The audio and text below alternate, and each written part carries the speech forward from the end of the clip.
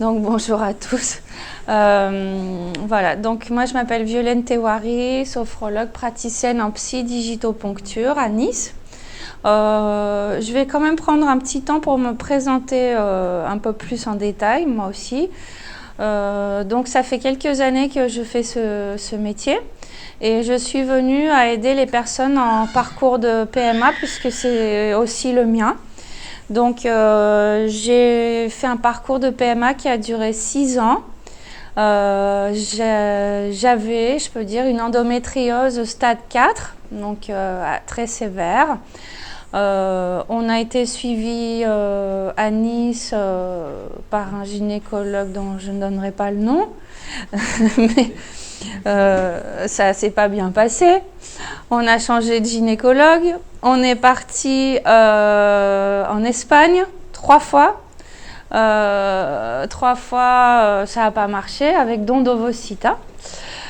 Finalement, on est parti en République tchèque dans une autre clinique, mais qui était bien aussi. Et là, ça a marché aussi du premier coup.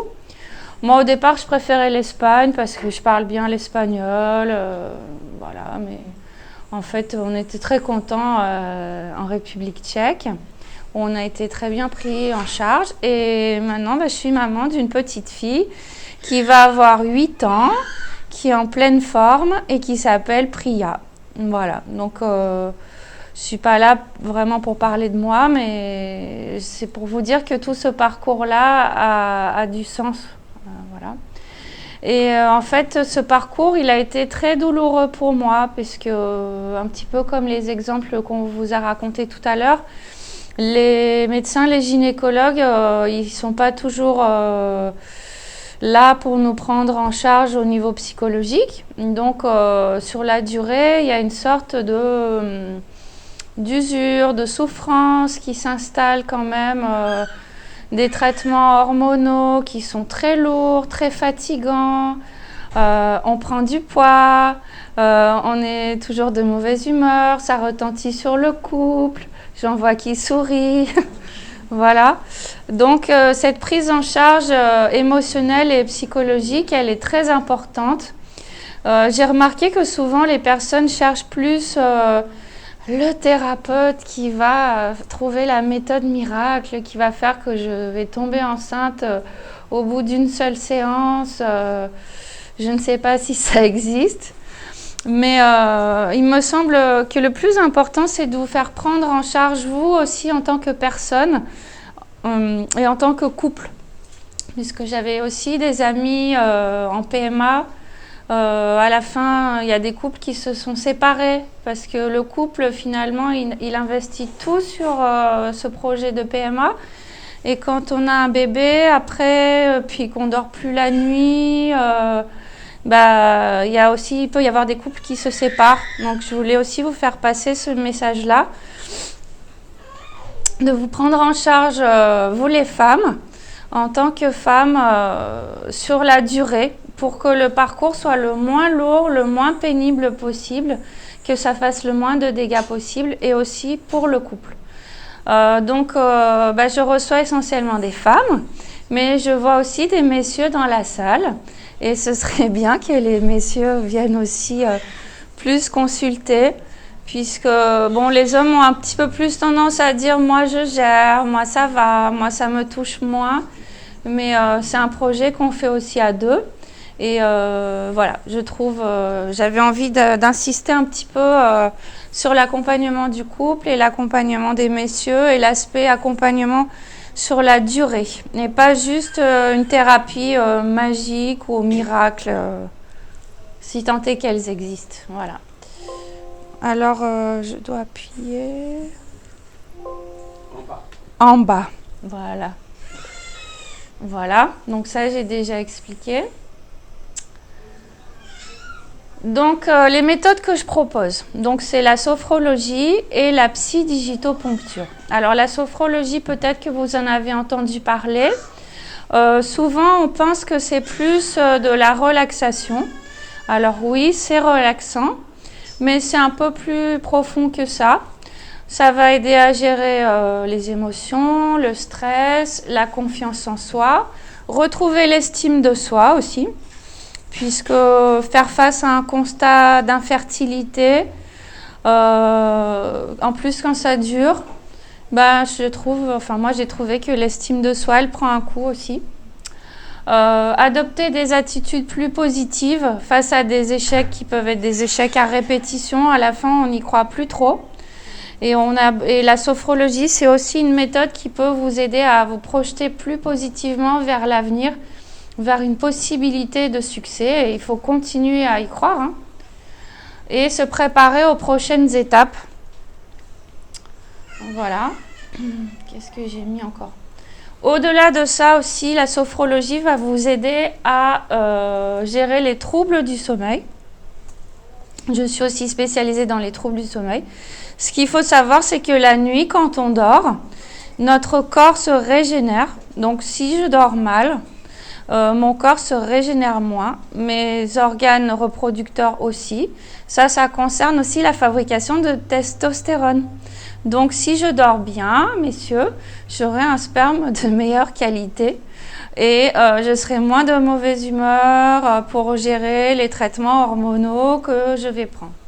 Donc c'est important. Et puis bien sûr, quand on a une prise de sang à faire le lendemain ou que demain matin je décolle pour Lisbonne ou pour Vienne, je ne vais pas bien dormir, hein. Donc j'ai parlé de ça, mieux vivre les surcharges émotionnelles, donc la peur, l'échec, la déception, Dieu sait qu'il y en a parfois, la tristesse, j'ai pas mis le désespoir mais j'aurais pu, la frustration, la colère, même on peut parler de la jalousie aussi, des fois on en a marre de voir toutes ces femmes enceintes sans effort, et améliorer sa qualité de vie de manière générale. Et au-delà de ça, le parcours de PMA, ça peut être un moment aussi pour découvrir, évidemment, moi, la sophrologie, j'adore ça puisque j'en ai fait mon métier, mais c'est une méthode qui peut vous accompagner tout au long de votre vie. Et aussi, je me suis formée à la prise en charge de la douleur chronique, notamment sur l'endométriose, que je connais donc bien. Voilà. Avec une méthode plus naturelle, même si bien sûr il faut aussi passer par le côté médical souvent. Et à côté de ça, j'ai une deuxième méthode qui s'appelle la psydigitoponcture. Donc je vais vous expliquer rapidement en quoi ça consiste. C'est de l'acupuncture sans aiguille, donc on reste tout habillé et la séance se passe en 2 temps. Première partie de la séance, je trace sur le corps de la personne des circuits énergétiques qui agissent sur la partie de l'équilibre psychique et émotionnel. Le cerveau libère des endorphines, donc une hormone du bien-être. Et comme la personne est détendue, dans un second temps, on va chercher ensemble les blocages émotionnels inconscients pour vous aider à les évacuer. Donc on a tous, et surtout moi, des blocages émotionnels. Et en fait, c'est des choses qui nous gênent, donc on ne veut pas aller les voir. Et là, on peut aller les chercher. Donc, voilà, après.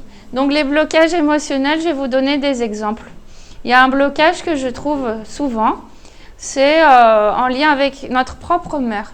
Donc, soit j'ai une mère qui était la meilleure mère au monde. Donc, en fait, j'ai peur de ne pas arriver à être à sa hauteur. Mais encore plus souvent que ça, ce qui sort, c'est j'ai pas trop aimé comment elle était ma mère. Donc, inconsciemment, on est d'accord, c'est des choses inconscientes. J'ai peur d'être mère pour pas refaire les mêmes erreurs que ma mère. Donc, il y a des blocages qui peuvent s'installer et que je trouve très souvent, qui font que les personnes vont avoir du mal à procréer. Après, d'autres types de blocages, ça peut être lié par exemple à l'impact que ça va avoir sur mon couple, l'impact sur ma carrière, l'impact sur tout un tas de peurs en fait qu'on a, mais qui peuvent être vraiment inconscientes. Il suffit que vous ayez vu une fois un reportage à la télé sur un accouchement où la femme avait l'air d'être dans d'atroces douleurs, que inconsciemment on n'a pas tellement envie en fait d'avoir ces atroces douleurs-là. Hein. Même si vous avez fait 5 ans de PMA, il peut y avoir quand même ces blocages. C'est une réalité que moi j'observe tous les jours au cabinet. Voilà, je me permets quand même de vous dire aussi que je prends en charge les bébés, puisque je vous souhaite un jour prochain d'avoir un bébé. Et je travaille au sein d'un centre qui s'appelle le centre Egg. C'est le premier centre dans le sud de la France qui prend en charge les personnes en désir d'enfant et en parcours de fertilité par les médecines douces. Donc la fondatrice et directrice est assise là, c'est Dorothée. On est installé sur le boulevard Victor Hugo, juste à côté de Nice Étoile, dans des locaux qui sont vraiment magnifiques, où tout a été conçu pour votre bien-être. Donc c'est un lieu qui est très apaisant. Et on est une équipe de 12 personnes. Donc, à côté de moi, vous avez une psychologue, vous avez une ostéopathe, on a la réflexologie, on a les massages, on a la naturopathe, on a des massages sonores, on a le yoga, on a le pilate, j'en oublie sûrement, et l'acupuncture, voilà. Et voilà, donc une très belle équipe. Voilà. Et puis, voilà mes coordonnées. Alors, j'ai oublié de mentionner, donc sur le centre Egg, donc on travaille en partenariat avec des médecins qui nous envoient des patientes. Depuis la création du centre, ça fait 17 mois que le centre existe. On a eu déjà 33 grossesses. 9 petits garçons qui sont nés et 3 grossesses à des personnes, à qui on avait dit que c'était impossible. Voilà. On a organisé l'année dernière un événement au CUM sur l'endométriose et on va le refaire le 26 mai également en collaboration avec des médecins. Voilà, donc vous avez ici mes coordonnées complètes. Vous pouvez prendre rendez-vous directement sur Doctolib ou voilà. Et puis donc pour la partie des cigognes de l'espoir quand même que je n'avais pas mis dans la présentation. Donc je fais des séances de sophrologie en visio, en ligne, mais bon puisque vous êtes sur Nice ou pas loin, autant venir directement au cabinet. Et également, j'anime les groupes de parole qui ont lieu une fois tous les 15 jours en visio. Donc, ça permet d'être au national, voire à l'international. Je trouve ça intéressant. Souvent, ce sont des personnes qui sont un peu en début de réflexion sur la question du don. Et ça vous permet d'échanger avec d'autres personnes qui sont dans le même parcours que vous. Cette question du don et de l'anonymat du don, c'est quelque chose qui ressort souvent quand même. Donc voilà, moi je peux encore vous redire pour finir mon témoignage personnel, c'est que ma fille elle est magnifique, bien sûr c'est la plus belle, elle a aucun souci de santé, elle marche très bien à l'école. Là, elle est à son cours de natation, elle fait du théâtre. N'hésitez pas à faire appel à un don si c'est la seule solution que vous avez. On a de la chance en 2022 que la science nous apporte des solutions qu'il y a quelques dizaines d'années, on n'aurait pas eu. Et moi, c'est vraiment, vraiment ma fille. De temps en temps, le sujet, on en parle. Hein, elle est au courant depuis sa naissance, on va dire. Je lui ai acheté un petit bouquin qui parle de ça. Donc, à l'occasion des groupes de parole, comme ça se passe le soir et qu'elle est là, je ferme la porte, je lui dis maintenant j'ai la réunion avec les cigognes, tu te souviens que tu es née d'un don?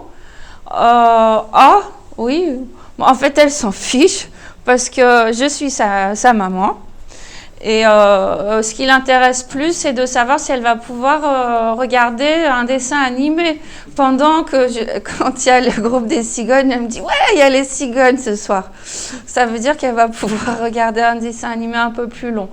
Donc, tout ça, c'est pour vous dire qu'en fait, l'enfant, après, une fois qu'il est là, eh ben, c'est votre enfant parce que vous le portez, vous l'accouchez, vous l'allaitez si c'est votre souhait, vous vous fâchez contre lui quand il ne veut pas faire ses devoirs et que la question du don, après, elle passe complètement au second plan. Voilà, et puis si vous avez des questions, je suis à votre disposition. Et je suis ravie d'assumer cette responsabilité que Philippe veut bien me confier. Voilà, on échange régulièrement.